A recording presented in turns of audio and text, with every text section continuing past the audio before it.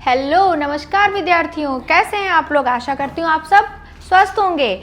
तो बच्चों, बिना देर करते हुए हम अपने लेक्चर पे आते हैं और आपको बता दें ये लेक्चर हमारे कल के ही लेक्चर से जुड़ा हुआ उसी का कुछ भाग है। जैसा कि हम लोगों ने कल पढ़ा था विशेषण।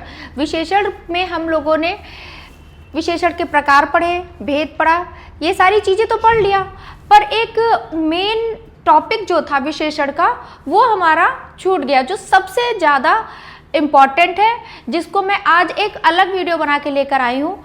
आप लोग उसे देखिए, समझिए और ज़्यादा से ज़्यादा अच्छी तरीके से पढ़ने की कोशिश करिए। तो बच्चों, आज हम स्टार्ट करते हैं विशेषण की अवस्थाएं। विशेषण की अवस्थाएं, जब हम किसी संज्ञा या सर्वनाम के गुण, दोष या विशेषता को बताते हैं तब विशेषण का प्रयोग करते हैं। विशेषण हिंदी भाषा का महत्वपूर्ण भाग है, लेकिन एक चीज जान लीजिए, कई बार केवल गुण बताना ही पर्याप्त नहीं होता है ना। कई बार क्या होता है, अभी तक तो हमने विशेषण समझा कि जब हम संज्ञा या सर्वनाम के गुण दोषों को बताते हैं तो वहां पर हमारा विशेषण होता है, पर विशेषण में जब हम संज्ञा या सर्वनाम के जो गुण दोष बताते हैं, क्या वहीं तक पर्याप्त है? नहीं ना, वहां तक पर्याप्त नहीं है। मान लीजिए कि 3 विद्यार्थी हैं, रोहन हो गया, ऋतिक हो गया और मोहन हो गया, कोई भी हो गया, 3 कोई भी विद्यार्थी ले लो, कोई गर्ल्स ले लो या कोई भी ले लो, ठीक है। अब कहा जाए कि ये 3 विद्यार्थी हैं, तो 3 विद्यार्थियों में आपने देखा होगा सारे लोग तो इक्वल होते नहीं हैं। जैसे हमारी 5 फिंगर आर नॉट इक्वल, जैसे हमारे 5 फिंगर कभी एक जैसे नहीं होते, उसी तरह जैसे अब रोहन लंबा है पर जो मोहन है वो उससे भी लंबा है, ठीक है। तो इसी तरह जो सबसे ज़्यादा लंबा है, तो ये सारी चीज़ें हमें क्या करना है कि अब ये चीज़ें हम सीखेंगे अवस्थाओं में, है ना। कैसे कि कई बार केवल गुण बताना ही पर्याप्त होता है, लेकिन कई 2 बार या 2 से अधिक व्यक्तियों या वस्तुओं के गुणों की तुलना भी की जाती है, और जहां तुलना की बात आ जाती है वहां पर हमारी विशेषण की अवस्थाएं आ जाती हैं, ठीक है। तो हम विशेषण की अवस्थाओं को आगे पढ़ते हैं। जब हम 2 या 2 से अधिक व्यक्तियों का, वस्तुओं का तुलना करेंगे आपस में कि कौन किससे बेस्ट है, कौन किससे अच्छी है, या कौन किससे आकार में कैसा है, या कौन किस रंग का है, तो कुल मिलाकर के आप उसके गुण, दोष और या विशेषता, ये तीनों ही चीज़ों को ध्यान में रखते हुए हम जब बेस्ट, बेटर और बेस्टेस्ट पे जाते हैं, मतलब कि जब हमारा कोई भी अवस्था, जैसे कि पहली एक है मूल अवस्था, है ना। अब जैसे पेड़ निकला है, पौधा है, अभी छोटा है ना, छोटा है ये भी, फिर ये थोड़ा सा बड़ा हुआ, है ना, इसमें फूल आ गए, फल आ गए, ठीक है। पर जब ये और बड़ा हुआ, इसके फल क्या हो गए, पक गए, और वो गिरे और वो लोगों को खाने को मिले, है ना। तो ये क्या हुआ, ये एक तरह से देखा जाए तो विशेषण की अवस्थाएं हुई। ये मूलावस्था हुई, फिर ये उत्तरावस्था हुई, फिर ये उत्तमावस्था हुई। इसको हम आगे पढ़ेंगे अच्छे से। देखिए, अब हम पहले तो अवस्थाओं को जानने से पहले हम इसका तुलनात्मक विशेषण क्या होता है, हम इसको जानेंगे, ठीक है। जिन विशेषण शब्दों के द्वारा 2 या 2 से अधिक व्यक्तियों या वस्तुओं के गुण और दोषों की तुलना की जाती है, वहां पर तुलनात्मक विशेषण होता है, ठीक है। जहां पर 2 या 2 से अधिक व्यक्तियों के गुण और दोषों की तुलना की जाती है, वहां पर तुलनात्मक विशेषण होता है। इसको कैसे देखेंगे हम, जैसे जब हम कहते हैं कि यह फूल सुंदर है, तो ये गुण है, केवल क्या है, गुण है, ठीक है। जब हम ये कहते हैं कि ये फूल उस फूल से अधिक सुंदर है, तो हम क्या कहते हैं, तब हम 2 फूलों में हम अंतर करते हैं। कैसे, अब जैसे हमने गुलाब का व्हाइट फूल ले लिया और गुलाब का रेड फूल ले लिया, लाल फूल और सफ़ेद फूल। अब देखा जाए तो कई लोगों को सफ़ेद फूल अच्छे लगते हैं, कई लोगों को लाल फूल अच्छे लगते हैं, पर अगर मैं अपनी सोचूं तो मेरे को लाल फूल अच्छे लगते हैं, ठीक है। तो मैं यही कहूँगी, सफ़ेद फूल से ज़्यादा सुंदर मुझे लाल फूल लग रहा है। तो यहाँ पर हमने दो फूलों की तुलना करी। कैसे करी? पहले तो हमने कहा कि ये फूल सुंदर है, उसका गुण बता दिया। फिर हमने कहा कि ये फूल उस फूल से अधिक सुंदर है, तब हमने दो फूलों की तुलना कर दी। इसी प्रकार जब हम किसी को सबसे श्रेष्ठ बताते हैं, किसी को सबसे श्रेष्ठ बताते हैं, तो क्या होता है, वहां पे परिवर्तन होता है, और जो ये परिवर्तन होता है उसे ही हम विशेषण की अवस्थाएं कहते हैं, है ना, कहते हैं ना, उसे ही विशेषण की अवस्थाएं कहते हैं। इसी तुलना को स्पष्ट करने के लिए विशेषण की अवस्थाएं बनाई गई हैं, जिसमें हम क्या करते हैं, कोई वस्तु व्यक्ति के केवल गुण दोष वाला है या इससे अधिक है या सबसे अधिक है, इस बात को जानते हैं। आगे बढ़ते हैं, हम आगे देखते हैं। वाक्य में विशेषण का प्रयोग 3 रूपों में बताया गया है। कैसे ही? इन्हें ही विशेषण की अवस्थाएं कही गई हैं। कौन कौन सी? सामान्य अवस्था, जिसको मूलावस्था या इंग्लिश में हम पॉजिटिव डिग्री कहते हैं। उत्तरावस्था कंपैरेटिव डिग्री, है ना। उत्तमावस्था सुपरलेटिव डिग्री। अच्छा, आप लोगों ने बेस्ट, बेटर और बेस्टेस्ट ये सारे ऑप्शन पढ़े होंगे, है ना, छोटे पर अपने स्कूल में, अपने टाइम में। उच्च, उच्चतम और उच्चतर। उच्च क्या हुआ? हमारा मूलावस्था हुई। उच्च क्या हुई? मूलावस्था हुई।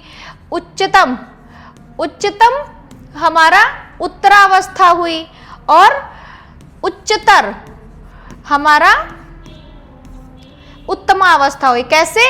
ये तो बेस्ट है, पर ये उससे भी अच्छा है, और ये बहुत ही अच्छा है ना। ये हम लोग पढ़ते थे ना छोटे पे, पर इसको अब हम और अच्छे से पढ़ेंगे। क्यों? क्योंकि हम 9th में हैं और आगे हमें 10th की एग्जाम देनी है, और 10th बोर्ड देने के लिए हमें अपने माइंड को हर एक टॉपिक से, हर एक सब्जेक्ट के हर एक छोटे छोटे पॉइंट को पढ़ना है, और पढ़ के उसे अच्छे से अपने कॉपी में, पेन में फीड करना है, या और साथ ही साथ अपने माइंड में फीड करना है, ठीक है, ताकि आपको पेपर टाइम में ज़्यादा दिक्कत ना हो। आगे बढ़ते हैं हम मूलावस्था पे। जब वाक्य में विशेषण साधारण रूप में प्रयुक्त होता है, उसमें किसी भी प्रकार की तुलना नहीं होती है, तब वह विशेषण की सामान्य अवस्था या फिर मूलावस्था कहलाती है। जैसे भारत एक विशाल देश है ना। भारत देश का विशेषण विशाल है। भारत कैसा देश है? विशाल देश है। देश हमारा विशेष्य हो गया, देश हमारा विशेष्य हो गया, और कैसा देश है? विशाल देश है, तो ये हमारा विशेषण हो गया, है ना, ये हमारा विशेषण हो गया। इसको सिंपली बोलेंगे, इसमें कोई भी तुलना नहीं करनी है, इसमें कोई परिवर्तन नहीं होना है। इसके उदाहरण और देख सकते हैं आप, जैसे सोहन डरपोक बच्चा है, सावन में चारों ओर हरियाली छाई है। अच्छा, ये बताइए, क्या आप इसको चेंज कर सकते हैं उत्तमावस्था या फिर उत्तरावस्था में? नहीं ना। अब यहाँ कहे कि दुष्ट लोगों से दूर रहना चाहिए, तो अब ये दुष्ट लोगों से भी और ज्यादा क्या दुष्ट हो सकता है कि नहीं? दुष्ट लोगों से और ज्यादा क्या दूर हो सकता है? दुष्ट लोगों से दूर रहना चाहिए। विद्यालय के छात्रों ने श्रेष्ठ प्रदर्शन किया। मौसम सुहावना हो गया। मेरे गांव में प्राचीन मंदिर है। पिताजी अस्वस्थ हैं। कमला के पास काला बैग है। इसी तरह जो हमारे ये एग्जाम्पल है, आप देखिए इनको, इनमें आप कोई चेंजेस नहीं कर सकते हैं। ये हमारे मूलावस्था में है। ये विशेषण बता रहे हैं कि छात्रों ने श्रेष्ठ प्रदर्शन किया। कैसा प्रदर्शन किया? श्रेष्ठ प्रदर्शन किया, ठीक है। कविता के घर कितने लोग आए थे? लोग हमारा विशेष हो गया, 4 हमारा विशेषण हो गया। बैग कैसा है? काला है। पिताजी क्या है? अस्वस्थ हैं। तो इस तरह आपको देखना है कि जब वाक्य में विशेषण साधारण रूप में प्रयुक्त होता है, उसमें किसी भी प्रकार की तुलना नहीं होती है, तो वो हमारी मूलावस्था कहलाती है, ठीक है। आगे बढ़ते हैं हम। फिर हम आते हैं उत्तरावस्था पे या तुलनात्मक। इसको तुलनात्मक अवस्था भी कहते हैं। जब 2 या 2 से अधिक व्यक्तियों का, 2 व्यक्तियों का, वस्तुओं का बीच में तुलना करके किसी एक को अधिक और किसी एक को कम बताया जाता है। अभी मैंने बताया ना कि किसी एक को कम और किसी एक को अधिक बताया जाता है। जैसे कि रोहन मोहन से लंबा है, तो क्या कर दिया गया? मोहन को थोड़ा कम बता दिया गया और रोहन को अधिक बता दिया गया कि वो उससे लंबा है ना। इस प्रकार की तुलनात्मक अवस्था दिखाने के लिए प्रायः इन शब्दों का प्रयोग करते हैं, जैसे से बढ़कर, से अधिक, से ज्यादा, से कम, से या की अपेक्षा। जहां पर भी आपको ये शब्द लिखे मिल जाए तो क्या आपको समझना है, यहाँ पर आपका उत्तरावस्था है। ठीक है, जैसे कविता अंशु से अच्छी लड़की है, उदाहरण में समझेंगे हम। कविता अंशु से अच्छी लड़की है, इसका मतलब ये नहीं कि कविता अच्छी लड़की नहीं है, कविता अच्छी लड़की है ना। अंशु अच्छी लड़की नहीं है, पर अंशु अच्छी लड़की है, पर कविता अंशु से ज्यादा अच्छी लड़की है ना। मुंबई की अपेक्षा चेन्नई अधिक गर्म है। गर्मी की अगर बात की जाए यहाँ पर करी जा रही है तो बोला गया मुंबई की अपेक्षा चेन्नई में अधिक गर्म है। क्यों? चेन्नई में इन्होंने बोला गर्मी ज्यादा है मुंबई की अपेक्षा। अब आप देखिए, से अच्छी या फिर खाली से पे को देखिए, की अपेक्षा, शब्दों को पहचानिए, इनको आपको पहचानना पड़ेगा, शब्दों को पहचानिए। अभी मैंने आपको यहाँ पर क्या दिए, पॉइंट्स दिए, कीवर्ड्स एक तरह से आप समझ लीजिए कि ये आपके कीवर्ड्स हैं। इसमें देखिए मैंने आपसे कहा से बढ़कर, से अधिक, से ज़्यादा, में, से कम या खाली से, की अपेक्षा, के अलावा, की तुलना में आदि शब्दों का प्रयोग किया जाता है। ठीक है, अब यहाँ पर क्या आता है, यहाँ पर आया है से, यहाँ पर आया है की अपेक्षा। अब नेक्स्ट में देखते हैं, बच्चों का मन फूल से भी कोमल होता है। फिर आया से, बच्चों का मन फूल से भी कोमल होता है ना। उन दोनों में कौन अधिक बलवान है, कौन अधिक बलवान है, इसमें में को भी जोड़ेंगे साथ में। मीना शीला से छोटी है, इसमें से आया है, इसमें में आया है, इसमें से आया, इसमें की अपेक्षा। अगर आपसे इस लाइनों को लिख दिया जाए, इन एग्जाम्पल्स को लिख दिया जाए, आपसे कहा जाए इसमें उत्तरावस्था को पहचानो, तो आप उत्तरावस्था को कैसे पहचानोगे? आप पॉइंट्स को याद रखिए, मैंने आपको की पॉइंट्स इधर बता दिए हैं। उसके अलावा आप ये जान लीजिए, आपको डेफिनेशन याद रखनी है। डेफिनेशन में क्या कहा गया है, जब मूलावस्था से अलग चीज होती है, जैसे दो या मूलावस्था में किसी की तुलना नहीं की गई है, उत्तरावस्था में तुलना की गई है। जब दो या दो से व्यक्तियों की उस जैसे कि वो भी अच्छा है पर उससे अधिक अच्छे की तुलना की जाए तो वहां पर क्या होता है, उत्तरावस्था होता है। जैसे राम की तुलना में श्याम अधिक सौम्य है, मतलब उसका व्यवहार बहुत शालीनता भरा है, बहुत अच्छा है। ठीक है, आपके अलावा सभी समय पर आए हैं, आपके अलावा सभी समय पर आए हैं। ठीक है, तो यहाँ पर आया के अलावा, की तुलना, आदर सत्कार में तनाव क्षितिज से बढ़कर है, तो इसमें से बढ़कर। ठीक है, इसमें पॉइंट कौन सा आता है, से बढ़कर। माता और मातृभूमि स्वर्ग से भी बढ़कर है, किससे बढ़कर है, स्वर्ग से भी बढ़कर है। यहाँ समझ में आ गया आपको? जहाँ ना समझ में आए वहाँ मुझसे पूछिए, कमेंट करिए, मैं बताऊंगी आपको। फिर हम आते हैं उत्तमावस्था पे।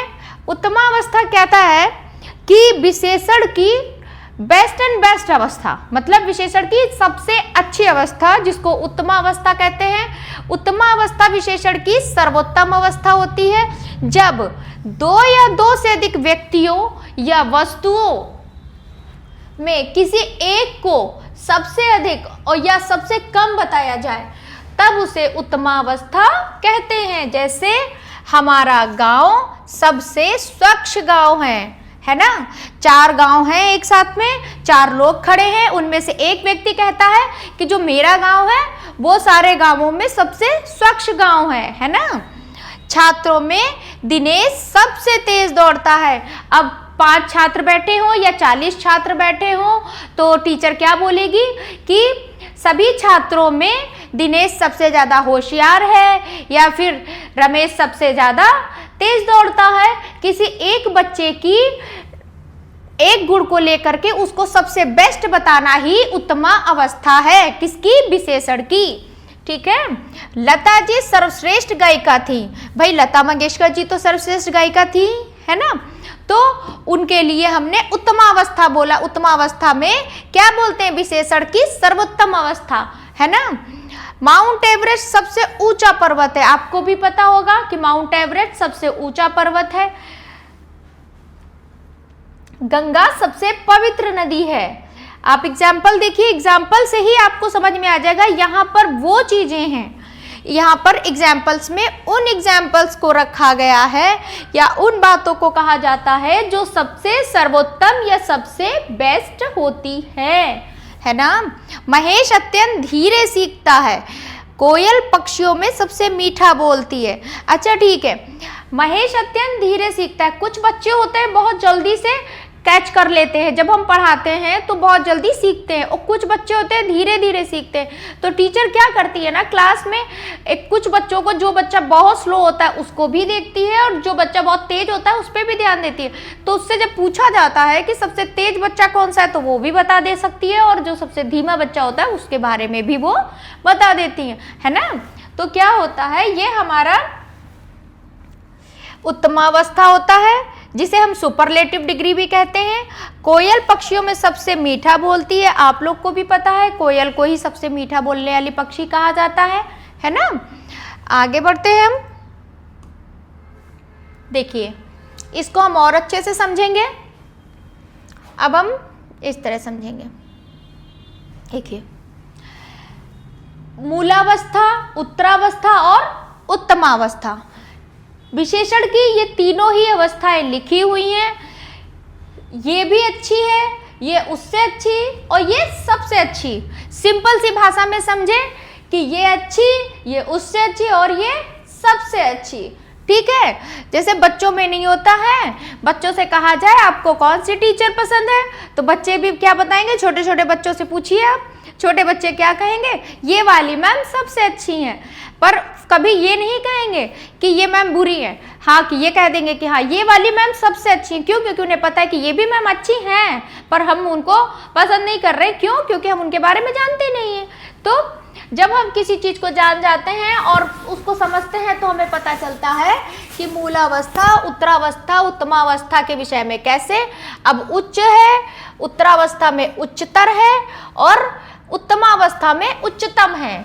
जैसे अब आगे बढ़ते हैं, सुंदर, सुंदरतर और सुंदरतम, है ना।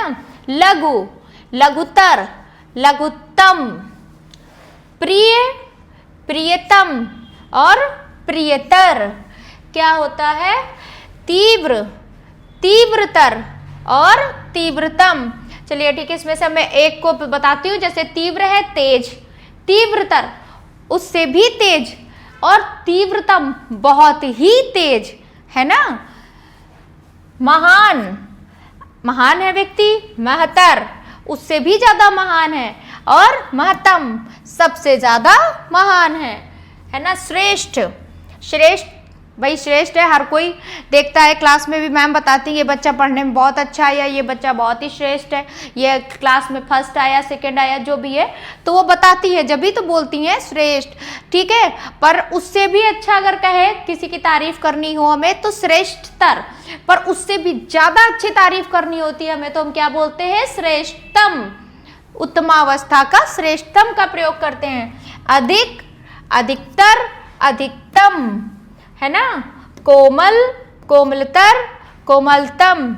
ठीक है, इस तरह हमारी ये सारी चार्ट में मैंने आपको कुछ उदाहरण बता दिए हैं, पर आपको जहां भी कंफ्यूजन लगे आप इसको और अच्छे से वॉच करिएगा। जहां ना समझ में आया हो मैं बताऊंगी, और नेक्स्ट स्लाइड में मिलेंगे हम, और नेक्स्ट लेसन के साथ में।